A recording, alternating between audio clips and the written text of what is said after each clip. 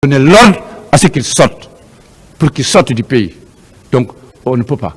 Il a fallu donc l'implication de l'ambassadeur du Sénégal en Guinée. Il a fallu de l'implication personnelle de M. Abdoulaye Wade du Sénégal. Il a fallu l'implication et de l'autre négociation de M. Saïd Djinit, représentant du secrétaire général des Nations Unies en Afrique de l'Ouest, pour que le président capitaine Moussa Dadis Camara accepte que M. Seydou aille se soigner. C'est pour vous dire qu'il était le maître de la Guinée. Il était le père de la nation.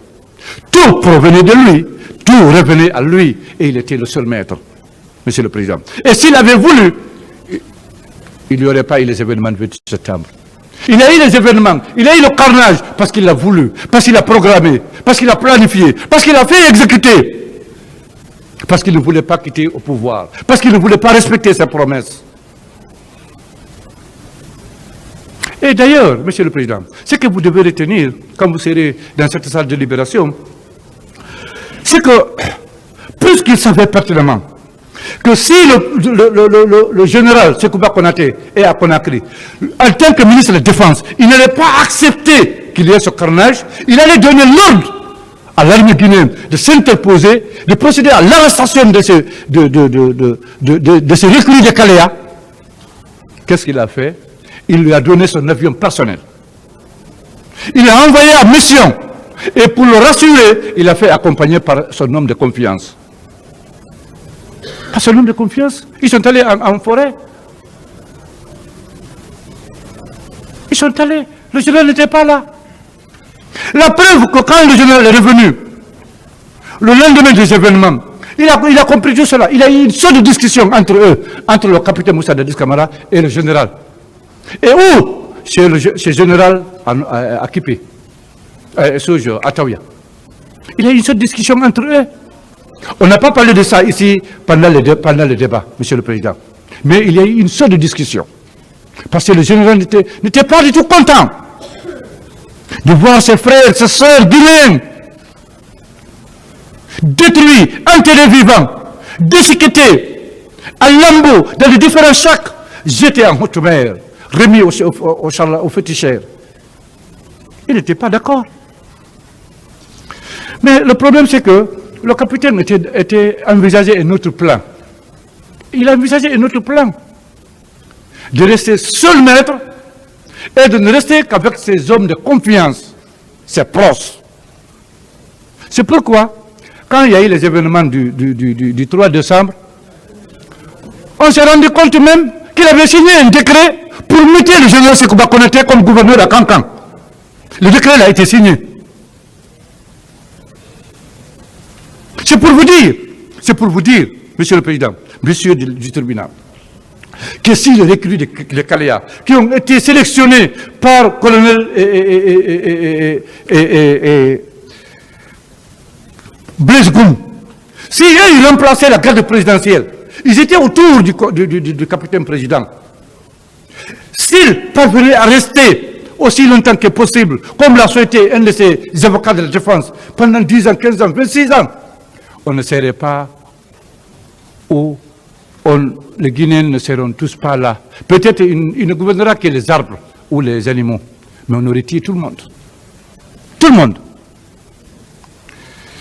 Donc, pour finir, Monsieur le Président, sur ce point, je vais parler de la deuxième personne accusée. C'est Marcel, Monsieur Marcel, capitaine Marcel. Monsieur le Président, dans la commission des infractions et toutes les infractions reprochées aux accusés, de répression, d'assassinat, de vol, de meurtre, etc., de crimes contre l'humanité, Monsieur Marcel a brillé. Il s'est fait distinguer parce que c'était l'un des bras droits. Il se faisait un bras droit du président. Parce qu'il appelle le président oncle. Donc lui, c'est le neveu du président. Et ce qui fait qu'il n'avait aucun poste de responsabilité, Monsieur le Président, mais tout lui était permis.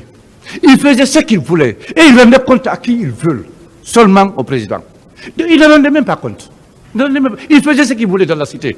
Ce qu'il voulait, M. Marcel, Monsieur le Président.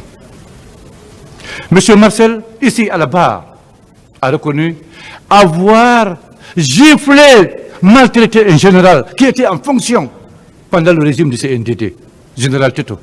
Il a humilié. Pour vous dire que tout ce qui s'est passé sous le temps du CNDD, le capitaine Dadis en est responsable. Quand le général Teto, paix à son âme, a été humilié, giflé, maltraité, Monsieur le Président, il est venu en parler au président capitaine. Qu'est-ce que le président capitaine a fait en tant que premier responsable, en tant que père de la nation, qui pouvait prendre des sanctions, allant jusqu'à la radiation de son comportement de M. Marcel? Qu'est-ce qu'il a fait? Il sort de son bureau, il demande un rassemblement, tous les militaires sont sortis, il demande à tout le monde de se coucher, ils sont couchés, le même au dos, ils ont demandé pardon. C'est-à-dire, c'est comme ça. Et les Marcel font ce qu'ils veulent, on vient, on les rencontre, ils prennent une décision douce pour encourager l'auteur des faits à faire la même chose qu'il assume.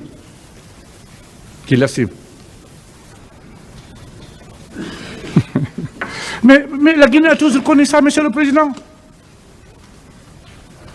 La Guinée a connu, même pendant le premier régime,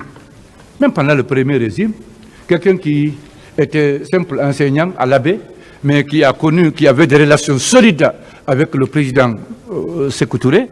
Mais le président Touré lui a dit, mais écoute, tu es libre dans ces toutes filles que tu veux à l'abbé ici, j'assume. Moi, je vais baptiser l'enfant. Il a dit, mais c'est dommage, Monsieur le Président. Comment M. Marcel peut se comporter de la sorte? Et le président capitaine Dadis, père de la nation, il n'arrive pas à assumer. Ce n'est pas une façon de l'encourager à faire autant? Certes, oui. Il n'y a pas eu la moindre réprobation, la moindre sanction, sauf celui de demander aux militaires du camp de se coucher, mettre les mains au dos et demander pardon. C'est une façon d'encourager M. Marcel. M. Marcel a été libre, un électron libre. Il faisait ce qu'il voulait dans la cité pendant tout le temps du CNDD, M. le Président. Ah, M. César Raphaël nous a dit, après le 3 décembre, puisqu'il est avec le commandant Toumba, comment M. Marcel le recherchait avec les éléments de Kaléa, avec des machettes, avec des gourdins, avec des PMA, des éléments de guerre. C'est lui-même qui l'a dit ici. M. Marcel, ici, à la barre, nous a dit, Monsieur le Président, qu'au 3 décembre, au camp Alpha, s'il voulait prendre le pouvoir, il allait le prendre. Parce qu'il était le patron, le seul patron du camp. Et ce qui s'est passé au camp là-bas, Monsieur le Président, M. Soumaoro nous en a parlé. M. Soumaoro est allé jusqu'à nous montrer les cicatrices, des tortures qu'il a subies. Il nous a montré ça. On tuait, Monsieur le Président, des personnes, des Guinéens, au camp, des personnes ramassées par-ci, par-là, gardées au camp, au 32 escaliers. On les tuait chaque jour, on faisait sortir un corps, 2 corps, 3 corps. C'est Dieu qui a sauvé M. Mamadi Soumaoro. Dieu. Il s'est même fait le mort, parmi les morts là-bas.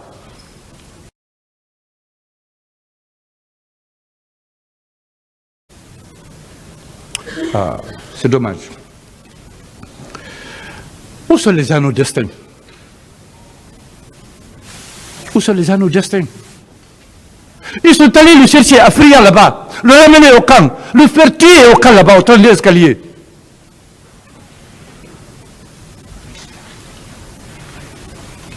Mais, et celui qui était le commandant du camp Koundara ici? Tous, il est mort dans les cordes. Et là, M. Cessé, c'est M. Marcel le sait, Marcel Guilavi le sait. Il était le patron du camp. Il nous a dit ça ici.